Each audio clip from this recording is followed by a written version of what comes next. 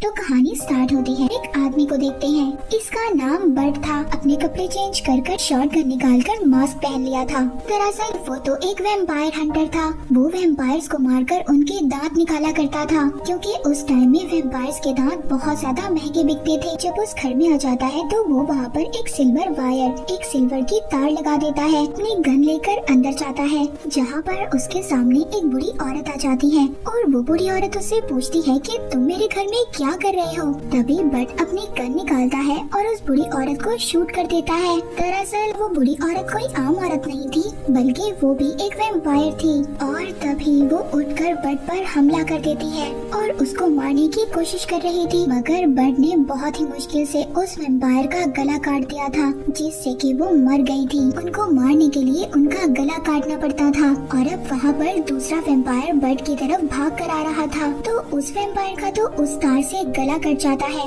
जो तार अभी थोड़ी देर पहले बट ने दरवाजे पर लगाई थी। फिर नेक्स्ट सीन में हम एक लेडी को देखते हैं। एक वैम्पायर थी, वो अपने प्रोजेक्ट में एक कॉलोनी बनाना चाहती थी ताकि सभी वैम्पायर्स यहाँ पर आकर रहें। अब उसने वहाँ पर अपने ही वैम्पायर साथी को मार दिया था, जिसके साथ उसकी पार्टनरशिप थी। फिर इसके बाद बट अपने घर में आ जाता है। ये घर बट का किराए पर था। पीला रंग अपनी बॉडी पर लगाने लगता है ताकि कोई भी वैम्पायर उसकी स्मेल को ना सूंघ सके। वो इसलिए ऐसा कर रहा था क्योंकि अभी अभी वो जिन वैम्पायर्स को मार कर आया था, उनके साथी कहीं इसकी स्मेल ना सूंघ लें, उन्हें ये पता न चल जाए कि उनके साथियों को इसी ने मारा है। फिर वो अपनी बेटी के स्कूल जाता है अपनी बेटी को लेने के लिए। उसकी बेटी बट को देखकर बहुत ज्यादा खुश हो गई थी। बट ने अपनी फैमिली को ये नहीं बताया था कि वो एक वैम्पायर हंटर है। उसकी बीवी बट से पूछती है कि आखिरकार वो इतना लेट क्यों हुआ। बताता है कि वो एक घर में गया था पूल की सफाई करने के लिए। बीवी उससे कहती है, कम ऑन, झूठ मत बोलो मुझसे, तुम्हें पता है इन्हीं झूठों की वजह से मैंने तुम्हें छोड़ा है। और अब वो अपना घर बेचने की बात करती है, क्योंकि उनके पास इतने पैसे नहीं थे कि वो अपनी बेटी की फीस को दे पाए। अपनी वाइफ से कहता है कि फिक्र मत करो, मैं 7 दिन के अंदर अंदर पैसों का इंतजाम कर लूंगा।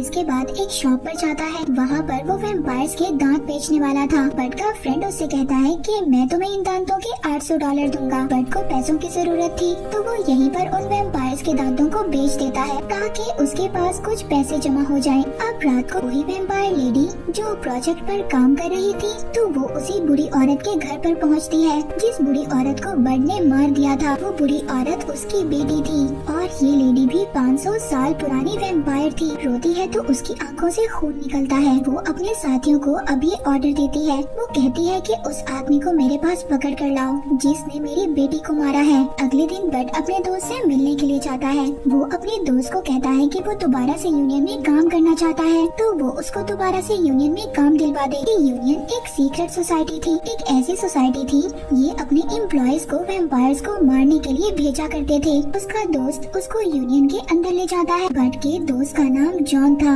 वो अपने ऑनर से जाकर कहता है कि वो बट को एक और चांस दे। जॉन की यूनियन में बहुत ज्यादा इज्जत थी, क्योंकि वो एक बहुत पुराना हंटर था।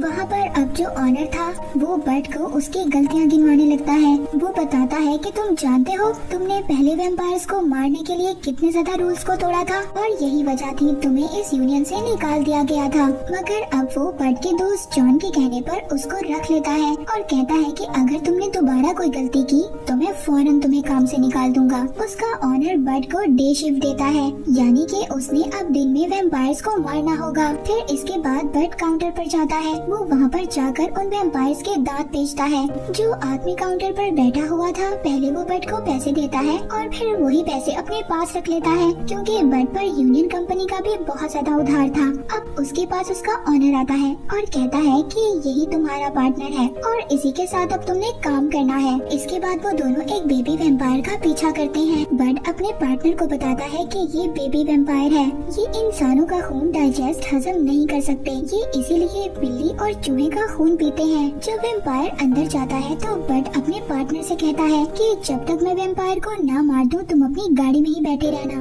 उधर बट ने भी उस वैम्पायर को मार दिया था, मगर वो वैम्पायर अचानक से बट के ऊपर आ गया था। तभी वहाँ पर बट का पार्टनर भी आ जाता है। बट उससे गन मांगता है। बट के पार्टनर ने उसकी तरफ गन की थी, तभी बट उस वैम्पायर को मार देता है। बट ने वहाँ पर अब सभी वैम्पायर्स को मार दिया था और उनके दांतों को इकट्ठा कर लिया था। मगर यहाँ पर बट का जो पार्टनर था वो बहुत ज्यादा डरा हुआ था। वो अपने पार्टनर से कहता है कि फिक्र मत करो, शुरू में हर किसी के साथ ऐसा होता है।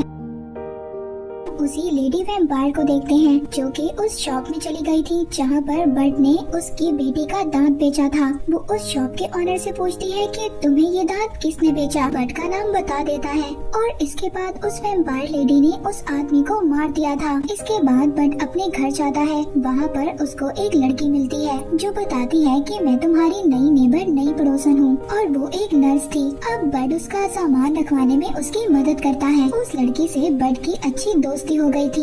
अब अगले दिन बर्ड दोबारा से अपने पार्टनर को उसी शॉप में लेकर जाता है जहाँ पर वो सबसे पहले वैम्पायर के दांतों को बेचने के लिए आया था। जब वो वहाँ पर जाकर देखता है तो उसके फ्रेंड को वैम्पायर्स ने मार दिया था और उसको ये भी पता चलता है कि अब वैम्पायर्स को उसका नाम भी पता चल गया है। तभी जो बर्ड का पार्टनर था वो कहता है कि हमें यूनियन को इस बात की खबर करनी होगी। बर्ड कहता है कि अभी ऐसा कुछ मत करो, अगर तुमने ऐसा किया तो मैं पैसे कभी भी नहीं कमा सकता, यूनियन वाले मुझे निकाल देंगे और फिर मैं अपनी बेटी की फीस कैसे दे पाऊंगा। मैं ये सब कुछ अपनी बेटी की फीस देने के लिए कर रहा हूँ और जब मैं अपनी बेटी की फीस को जमा करवा दूंगा तब तो मेरी कंप्लेन कर सकते हो। ये सब बातें सुनकर उसके पार्टनर का दिल पिघल गया था और वो कहता है कि ठीक है, मैं यूनियन को ऑनर को कुछ भी नहीं बताऊंगा। अगले दिन बर्ड को खबर मिलती है कि वैली के अंदर बहुत सारे वैम्पायर्स हैं। ये सुनकर वो अपने पार्टनर को लेकर उसी वैली में पहुंच जाता है। वहाँ पर जब वो जाकर देखता है तो वहाँ पर तो और हंटर्स थे जो वैम्पायर्स को मारने के लिए आए थे। बट उन हंटर से कहता है कि वो वैम्पायर्स हमारा शिकार हैं, इसीलिए तुम लोग यहाँ से चले जाओ। वो दोनों हंटर्स बर्ड को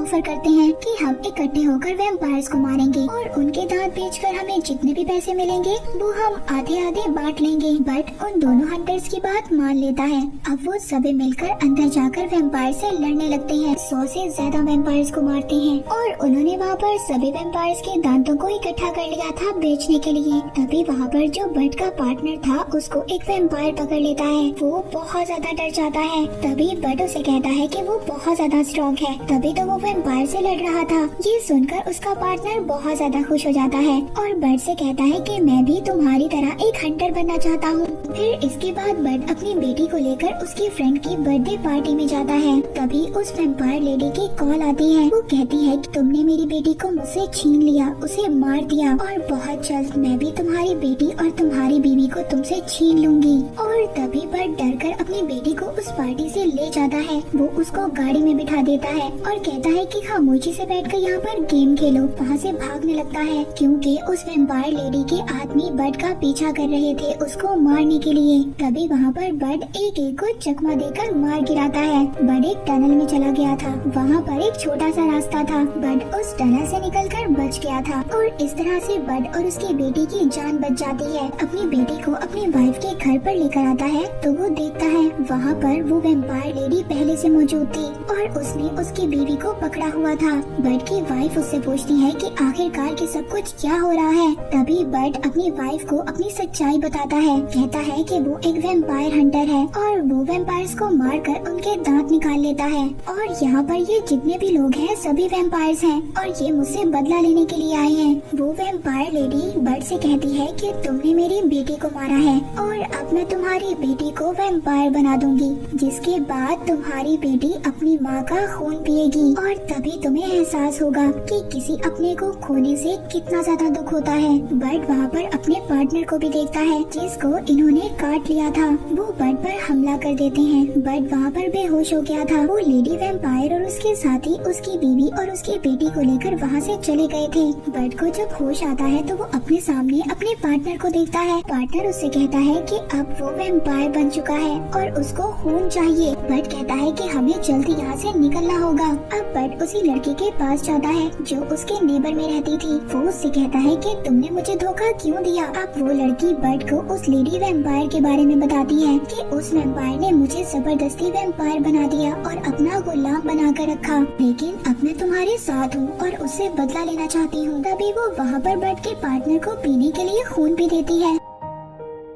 वो तीनों मिलकर अब उस जगह पर जाते हैं जहाँ पर वो वैम्पायर लेडी अपने साथियों के साथ थी। तीनों वहाँ पर पहुंचकर एक एक वैम्पायर को मारने लगते हैं। वहाँ पर इतने ज्यादा वैम्पायर्स थे कि उनका सामना ये लोग नहीं कर पा रहे थे। तभी वहाँ पर बर्ड का फ्रेंड आ जाता है जिसका नाम जॉन था और वो एक गन मशीन लाया था जिससे कि उसने सभी वैम्पायर्स को मार दिया था। वो लड़की अब बर्ड को टनल का रास्ता बताती है जहाँ पर छुपकर सभी वैम्पायर्स रहा करते थे। वो लड़की कहती है कि तुम्हारा पार्टनर मेरे साथ जाएगा दूसरी जगह पर और तुम उस टनल में जाओगे अपनी बेटी और अपनी बीवी को बचाने के लिए। अब बर्ड अपने फ्रेंड के साथ नीचे की तरफ जाता है। वहाँ पर वो बहुत सारे वैम्पायर्स को मारते हैं। वैम्पायर लेडी का साथी उससे कहता है कि बर्ड अपनी टीम को लेकर यहाँ पर आ गया है। कहती है कि जाओ और बर्ड को पकड़कर मेरे पास लेकर आओ। वहाँ दूसरी तरफ बर्ड और जॉन भी सभी वैम्पायर्स का मुकाबला कर रहे थे, मगर अचानक से एक वैम्पायर ने जॉन के गले को काट लिया था जिसकी वजह से वो बर्ड को आगे भेजता है और वो एक गेट वहाँ पर लगा देता है। वो बर्ड से कहता है कि मेरी फिक्र मत करो, तुम जाकर अपनी वाइफ और अपनी बेटी को बचाओ, मैं तुम्हें सभी वैम्पायर्स को मार कर मिलूंगा।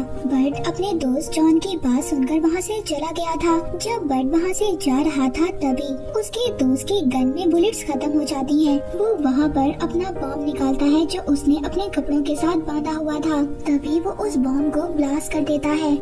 उस वैम्पायर लेडी का साथी भी बर्ड को पकड़ने के लिए आ गया था, मगर तभी वहाँ पर वो नेबर लड़की और बर्ड का पार्टनर दोनों उसे मिलकर मार देते हैं। बर्ड अब उस वैम्पायर लेडी के पास आ गया था। वो उसको शूट करता है, मगर वो इतनी ज्यादा फास्ट, इतनी ज्यादा तेज थी कि वो उसको नीचे गिरा देती है। अब वो वैम्पायर लेडी जब बर्ड को मारने वाली थी तभी उसकी वाइफ एक लकड़ी से उसकी कमर पर वार करती है जिससे कि वो थोड़ी सी जख्मी हो जाती है, मगर उसे कुछ भी नहीं होता। अब बर्ड उठता है और अपनी गन से उस पर शूट करता है, मगर वो अपने दांतों से उस बुलेट को पकड़ लेती है। बर्ड उस वैम्पायर लेडी को देखकर हैरान हो गया था।